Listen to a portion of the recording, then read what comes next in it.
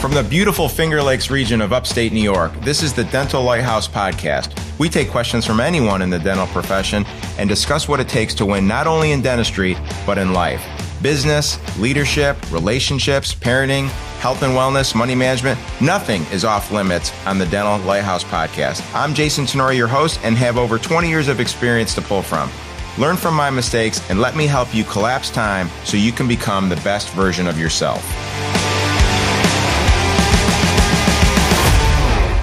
Yo, welcome back. Dr. Jason here at Dental Lighthouse Podcast. Super excited about my guest today, Dr. Kent from the Midwest Plains, where the Colorados and the Buffaloes meet, where the flyover states, as other people have called them.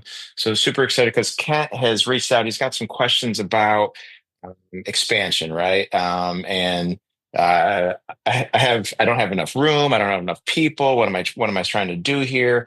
So when he reached out and asked me some questions, I said, let's get on the podcast. Let's unpack it, not only for you, but for my listeners, because I can assure you that there's many of you guys that are up against these obstacles too. So Kent, welcome to the program. Hey, it's great to be here, Jason. Appreciate it. I appreciate you.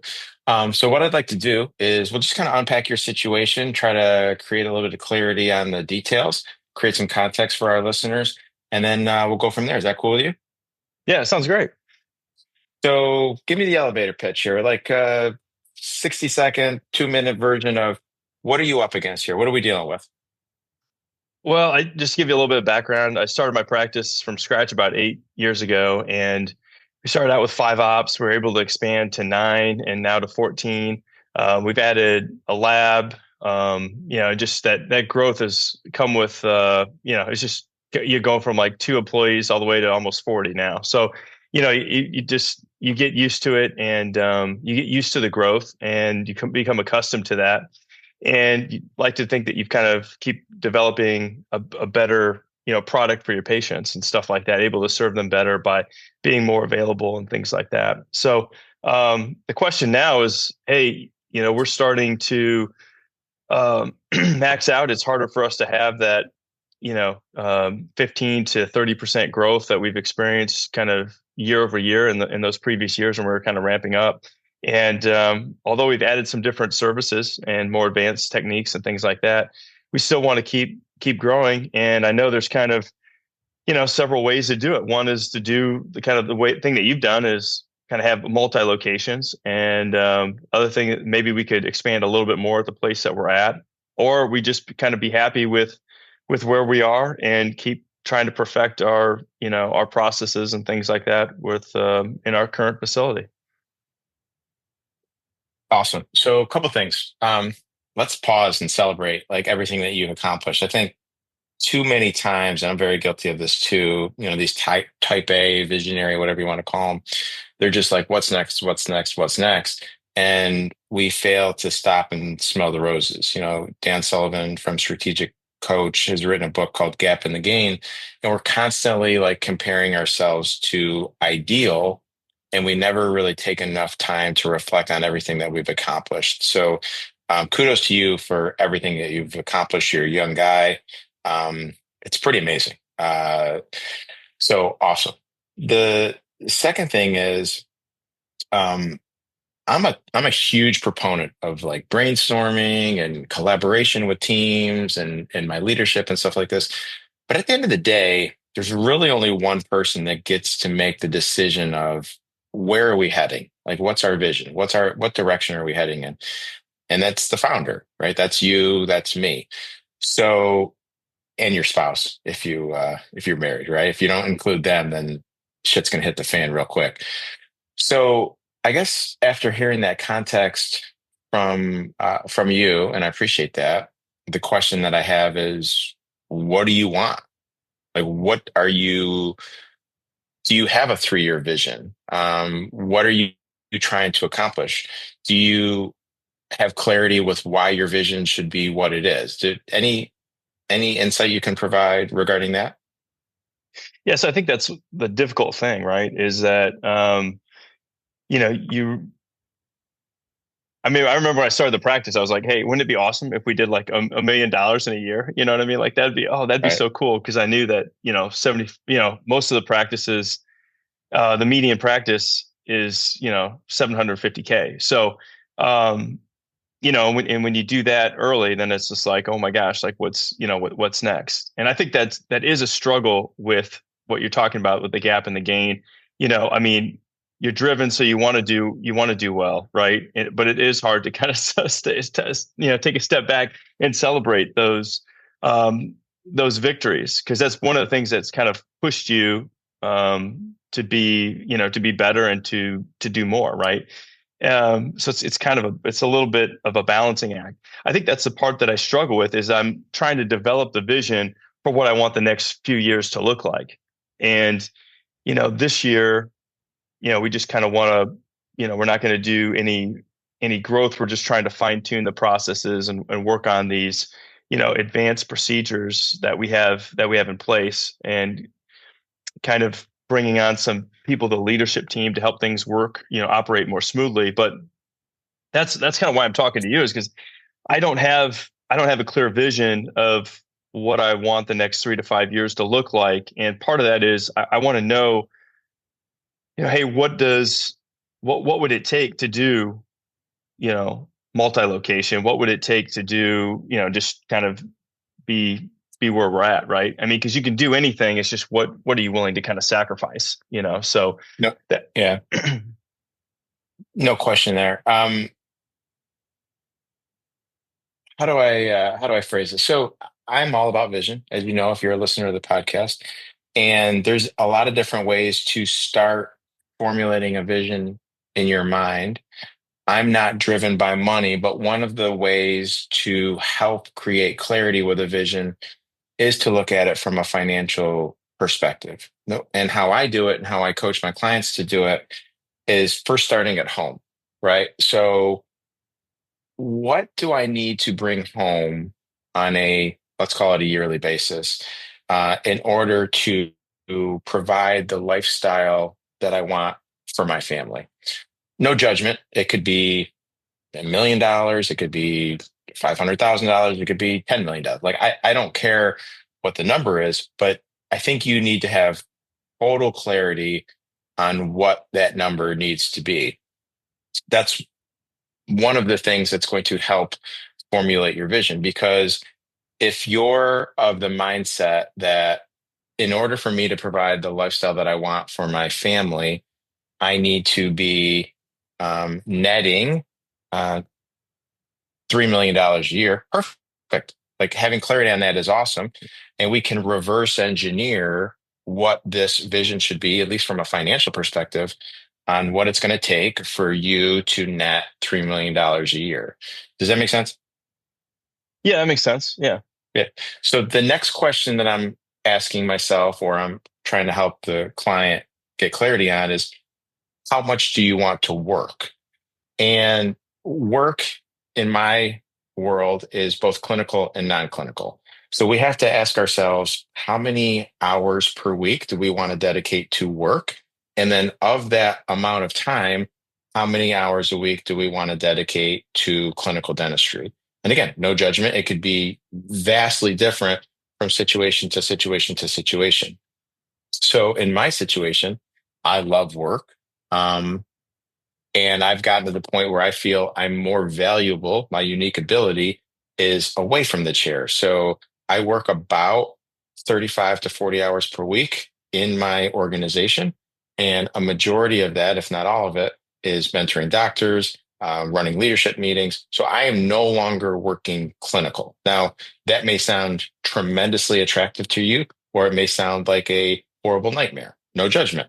But you need to have some clarity on, okay, how much do I really want to work at the chair, and how much do I want to work on non-clinical responsibilities or non at the chair responsibilities? I think if you have some clarity on both of those things, how much money do I need to take home, and how much time do I want to work both at the chair and away from the chair, we start to develop this picture of, okay, well, I want to work at the chair 20 hours a week, and I'm willing to dedicate an additional 10 to 15 hours a week in leadership or non-clinical responsibilities, and I want to take home 1 million, 2 million, $3 million a year. In order to check those boxes, this is what I need to do in terms of revenue. This is what I need to do in terms of profitability. This is what I need to do as a provider when I'm chairside. And then all the numbers start to, like a puzzle, start to fit into place. Does that make sense? Yeah, that makes sense. Yeah. Have you done any of those exercises yet? Um, yeah, so I kind of go back and forth with I feel like I still like practicing clinically. I still like being, seeing patients and doing those procedures. So I'm not ready to give that up. My question to you is, do you think that some of your leadership um, non-clinical things that you bring to the organization? I mean, how much of that are you training people to delegate that stuff away? Like, is that yeah, I mean, Yeah, I think I understand what you're saying. So in order to do what I want to do, my vision, my purpose, what gets me out of bed, I have to grow an organization that's going to do a decent amount of revenue, a decent amount of profitability, and have leadership in place that's going to help facilitate all of this. And we're at 150 employees, and I realized maybe 3 or 4 years ago, when I was trying to hold everything together with duct tape and twine, I was failing miserably. So I had to push my ego to the side and I had to say, okay, I need to bring in an operations person and train the hell out of them. I need to bring in a director of finance and train the hell out of them. I need to really double down on leadership within the office, clinical director leadership, all of these things. And when I finally realized that that was the investment that I needed to make, that's when things started to exponentially blow up. And I can assure you, unless you're Superman, you're not going to be able to do that when you're chair side 3.5, 4.5 days a week.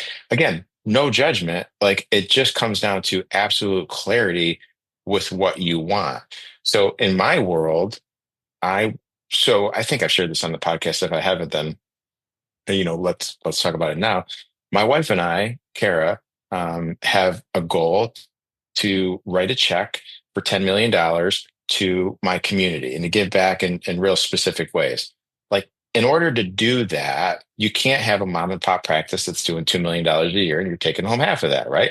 So with this lighthouse, with this North Star in place, like I have now absolute clarity with what I need my organization to do from a revenue perspective, what I need my organization to do from an EBITDA or profitability perspective, and everything that needs to happen um, from a leadership development perspective, from a clinical mentorship perspective to get to that point.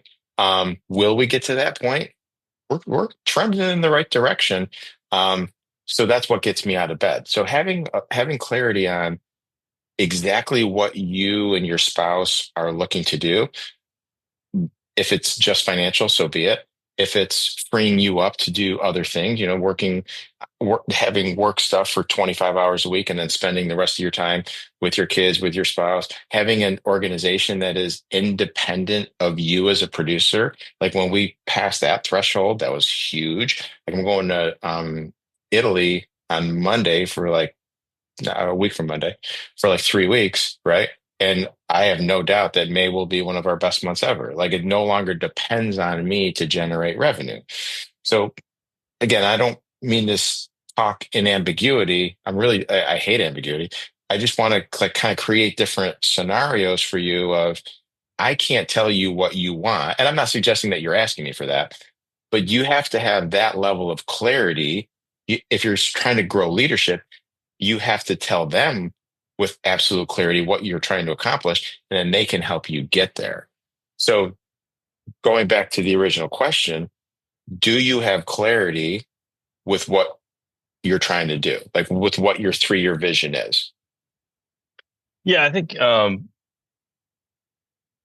it's funny, right? Because you're kind of 3 years ago, I was hardly making many of my, I mean, I was making like, you know, 30 to maybe 50% of the kids' activities, you know what I mean, after school and stuff like that. And now it's more, over 90%. So Awesome. we've been able to, do some things to kind of make that go a lot smoother in the right direction, right? From like a family standpoint. And we continue to make progress on that as people in my organization step up and, free up some of my clinical time and things like that. Um, but yeah, I think it's hard, right? Because I see, you know, I've already achieved more than I, ever thought on the outset, right? And we're kind of like we set a 5-year goal like 5 years ago, and we're gonna be, it was one of those like big, hairy, audacious goals, and we're knocking on the door to it, right? So it is kind of time for me to have like a mental recharge and think about stuff because I do. Part of me is like allows myself to dream, right? Because I'm like, oh man, look at like this town would be great for an office. Like this town is small. These guys are just retiring. Like there's definitely a need. I know people are driving too far away. Like, there's a market for what we do here, right? And I look over here and I'm like, oh, that'd be another great place to have, have an office because, for many of the same reasons, right? So you like, as you flex that entrepreneurial muscle, you start to see things, you see different opportunities, right? Um, but I also know that like, oh man, like that's gonna like, finding dentists, we're lucky we've got some great dentists that work for us. Like finding dentists is tough, like finding dentists that care. And I mean, it took us to find the last one. I mean, it took us over a year, you know what I mean? It was just, it can be a thing, you know? Um, so then I start to think about some of the different obstacles and that kind of thing, and I get kind of sidetracked. But I definitely see, the benefit of having a, of different locations, right? Because you're not, you know, everything is not all in one basket, right? Geographically, you've got things kind of spread around. So if things, if you know, a lot of people move into one area, you can, this one might take off or whatever. Do you know what I'm saying? You're not demographically handcuffed a little bit. Yeah, 100%. And totally hear what you're saying. Couple thoughts that I have. The first one is this mantra that I tend to live by. Every time you say yes to something, you're automatically saying no to something else. So if you're in a good place from let's call it a work-life balance, even though I hate that term. But if you're in a good place, you're showing up for your kid, you're showing up for your spouse, you have habits, you're showing up socially for your friends, and you're still doing great clinical dentistry, making money, blah, blah, blah. And your entrepreneurial itch starts to say, well, look at this opportunity 30 miles from here. Um, no judgment. Like again, I'm the poster boy for it. Um, if I'm if you're going to pursue that and time is a finite commodity, you are automatically saying no to other things, right? And if you're at that point in your life where you can say no to other things like like a certain hobby, um, time with your wife, maybe not being as present with your family, whatever, then yeah, pursue it. Um, but if you're really happy with where you're at from a balanced position, then I can assure you that taking on that entrepreneurial itch is, at least for a season, is going to cause some heartache, right? It, if that's, if you're willing to go through that pain to come out on the other side to have something that you really want, going back to vision, then yeah, let's do it. Couple things that I'll say about that. I did a podcast on this. I'm sure you've listened to it. Um, in my opinion, knowing what I know now, I would much rather grow revenue within one location than multiple locations. I'm about to build a 45 operatory flagship office. Um, if I could, if I could encourage anybody that's in a position where they're contemplating multiple practice ownership, my initial recommendation, without knowing their situation, would be to figure out a way to do it within one location. Because as soon as you get to multiple locations, it's just exponentially more complicated because now you absolutely have to have leadership there. You have to absolutely have to have providers there. And it's been my experience that if you can do it in one location, it's just that much easier to do. So kind of let's think that through a little bit. The other thing too is when we talk about growth, there's a lot of ways to talk about growth, right? We can talk about top line growth, but we can also talk about EBITDA growth. We can talk about profitability growth. We can talk about um, those types of things. And you it is it's okay to enter a season of your life and say, I've checked off these goals. I've met this big, hairy, audacious goal. And maybe for the next couple of years, I'm just going to coast. There's no judgment. There's nothing wrong with coasting, or there's nothing wrong with saying, I'm going to grow top line 5% year over year, and I'm going to grow bottom line 10 or 15% year over year. Like that's growth. Like that's significant. Um, if it falls into what your overall vision is, like which kind of goes back to the full, like, what are we trying to do here? Right. So um, I promise you, I'm not trying to talk you in or out of anything. I just, as someone that's a little bit further along this path than you are, just want to make sure that you're recognizing some of the positives and negatives of all of the choices that you have in front of you.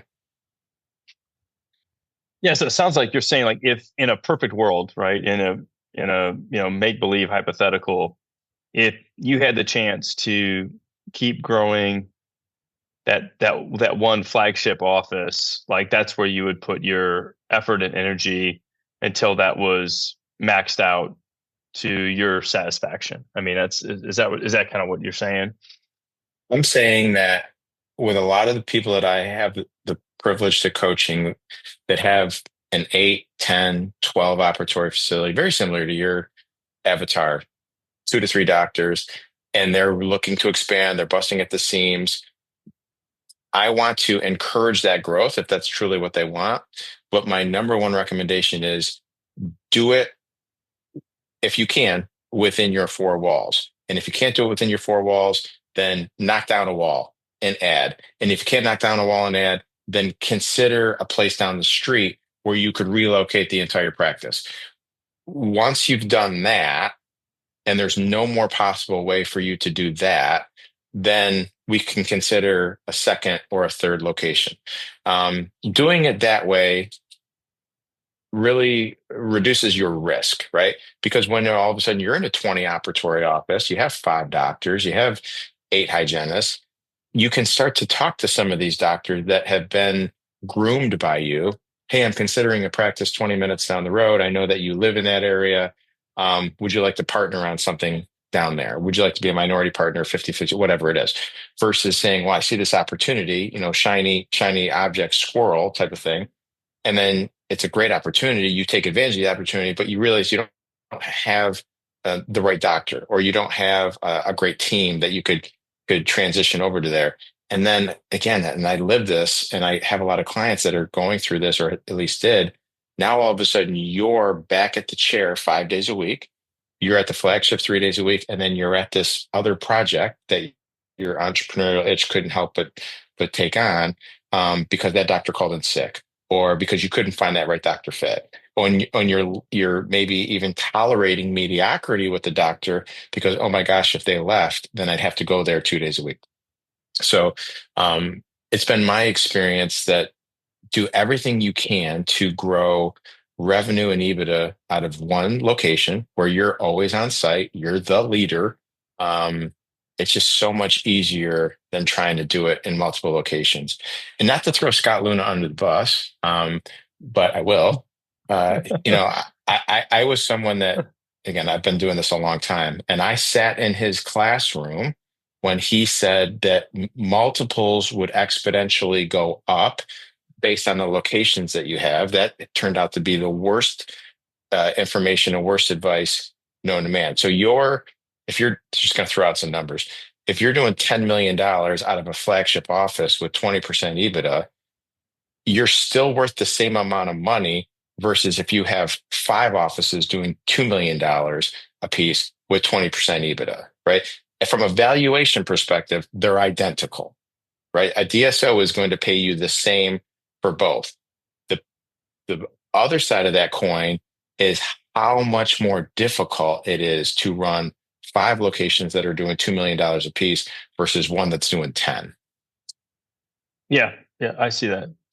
The difficulty goes up exponentially there. I It's see what you're crazy. saying. Yeah, It's yeah, absolutely crazy from a leadership perspective, from a having the right providers in place perspective. It's does it work? Can you make it work? Yeah, I make it work.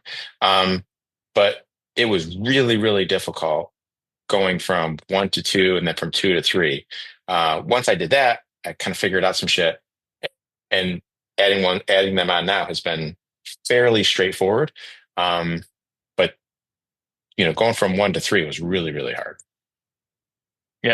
yeah. That makes sense. Just the lines of communication and things like that, and how how the different practices are accountable and that kind of thing. Once you get that other layer of management that you need to kind of run it, and that's an additional expense, and it's a hit on your EBITDA that you've got to take for a little while until you get things kind of ironed out. That makes perfect sense. So 100%. Now, again, if your purpose is like, you know what, there's an underserved community and I really want to give them an opportunity to experience our way, our dentistry, or I could see being an anchor in that community, and I want to be a place where people could go to work, patients can go to this office, and really be like a beacon of light in that community. Oh, yeah, if that's what's going to get you out of bed, then do it. But just realize that if it's a financial motivation, there's much better ways to do it. It's out of one location. If the motivation is, I want to take that town and give it like something to be really proud of, I want to give those patients access to care that they wouldn't otherwise have, then I get it. But understanding that purpose comes with a lot of headaches, a lot of financial ramifications that you will ultimately get through and you will ultimately solve. But getting there is going to be tough. I got it. That makes perfect sense. Yeah. Anything else on your mind in regards to that? Any other lingering questions that I might be able to? And again, hopefully I'm being real clear here. Not trying to talk you in or out of anything, just trying to give you some thoughts based on my own lived experience. Yeah, no, I mean, vision is all hypothetical. So I like dealing with the talking with the hypotheticals because that makes the most sense. And we could benefit from having like a surgical center in the place where we are now. You know what I mean? And that would open up and give us some keep expanding those services that we have and give us a little more breathing room and things like that. So I mean, there's things that we're kind of thinking about that we need to kind of explore exactly how to do that within the context of where we are. But I think you've almost given me permission to take a breather and say Yeah, hey, let's it's okay to take a couple years here and kind of explore this, enjoy the EBITDA of the larger practice and enjoy that part of it, and sort of regroup for making another push if you want to do it down the road and stuff like that. So no, that makes that makes perfect sense. I think that awesome. if you had to do it again, right? Um, a couple questions for you. Like, it seems like the growth after you figured out the first whatever it is, three offices or whatever. So when you're going from four to five, and then after five to I mean that can I mean, do you feel like that just happens so much faster and easier than the other than that first part? Like once those building blocks are in place, then as far as that goes, kind of talked a little bit about how that happens, how that exponential growth happens. Yeah, great question. I appreciate you asking it.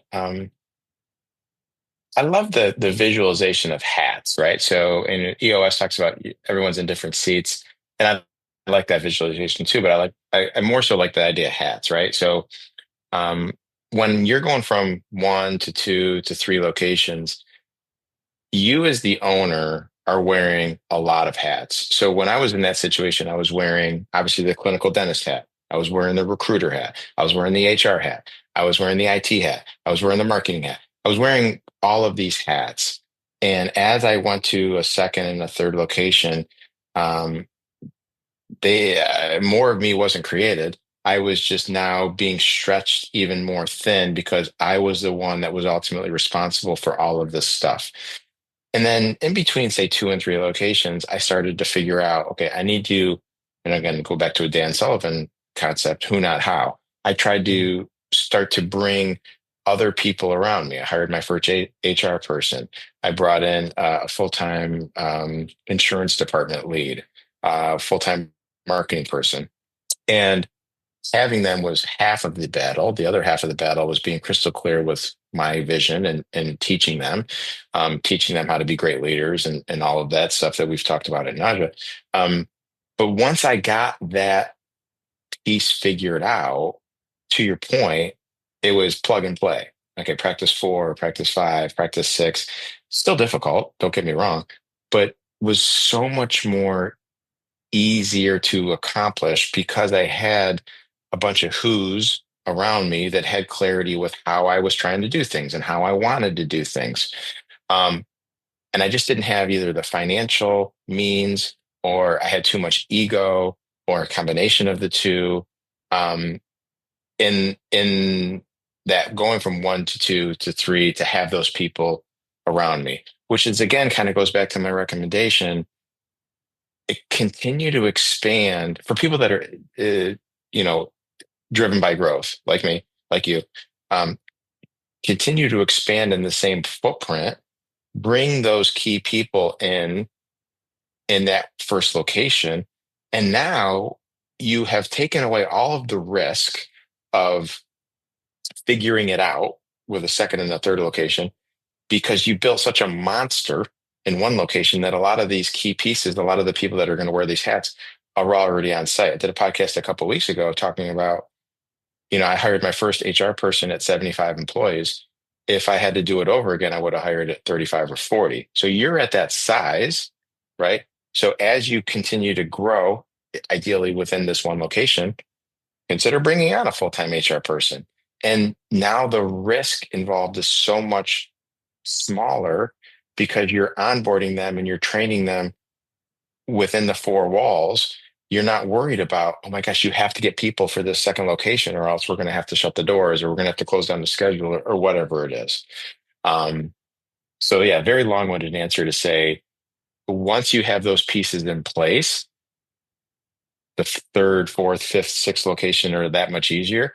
I think that I got those pieces in place expanding. And if I had to do it over again, I would have expanded my primary location to the point where I could bring in a full-time HR person, bring in a full-time marketing person, bring in a full-time IT person, and now like coach them up within four walls. And now, okay, we're ready. Like let's explode. Let's acquire this practice. And here's my who's that can help me do it.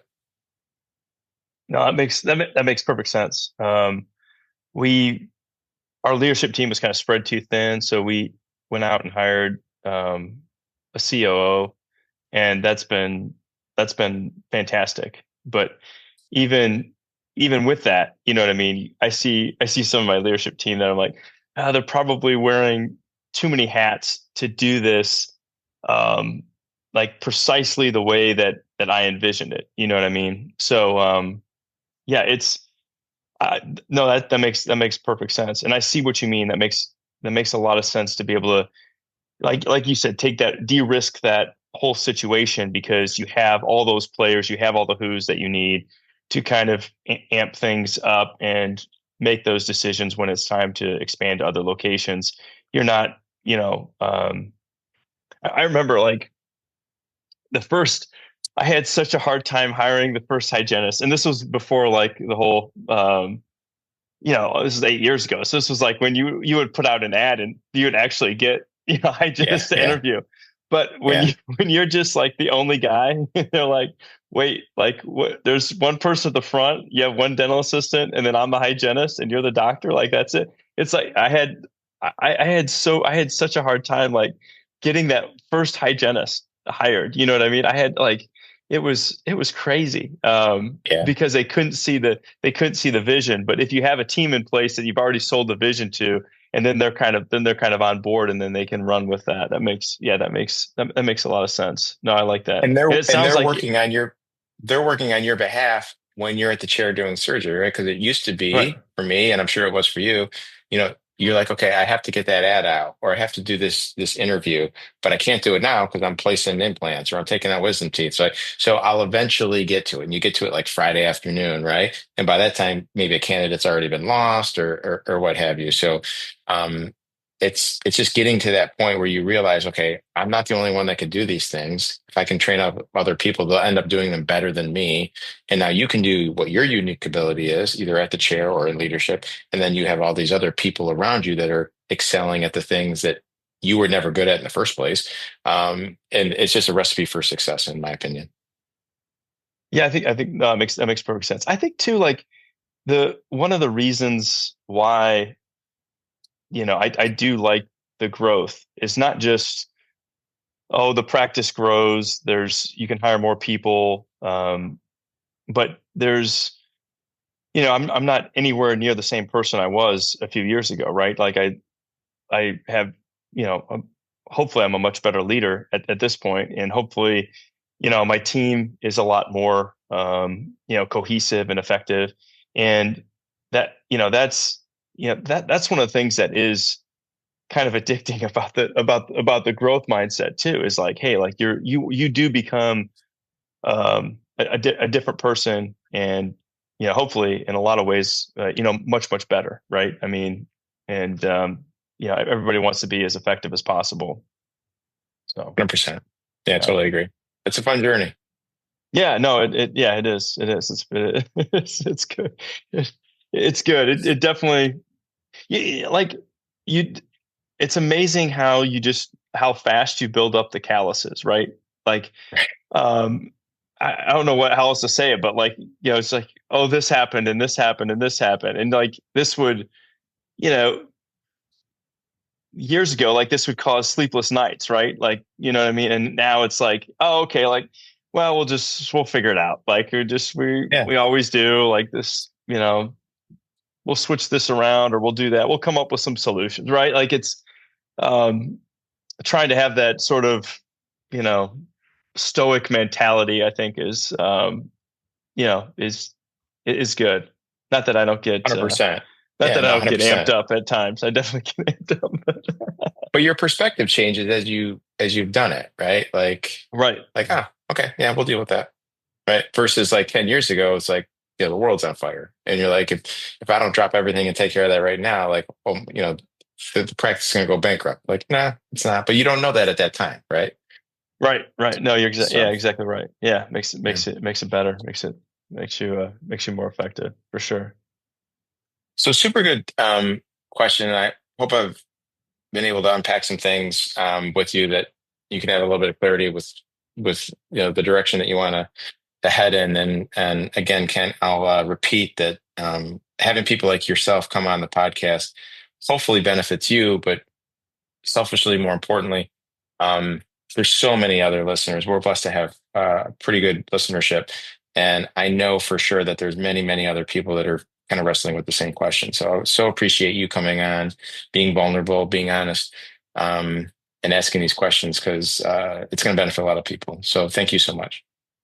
I appreciate you putting on the podcast. It's one of my favorites. I love listening to it, and I appreciate your insight. I mean, it's fantastic. there's not a lot of guys out there that have done what you've done and are so willing to give back. So thanks a lot. Thank you, Nick. Talk to you soon. Thank you. That wraps up another episode of the Dental Lighthouse Podcast. You have a choice today. Choose to be a lighthouse. Lighthouses are powerful and steadfast. They are beacons of light for others to reference when life gets turbulent.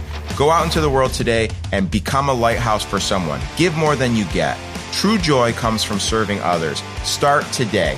I'm Jason Tanoory, your host. Thank you for listening to the Dental Lighthouse Podcast. For more information, podcast show notes, or links to anything that we have discussed today, please check out our website, thedentallighthouse.com.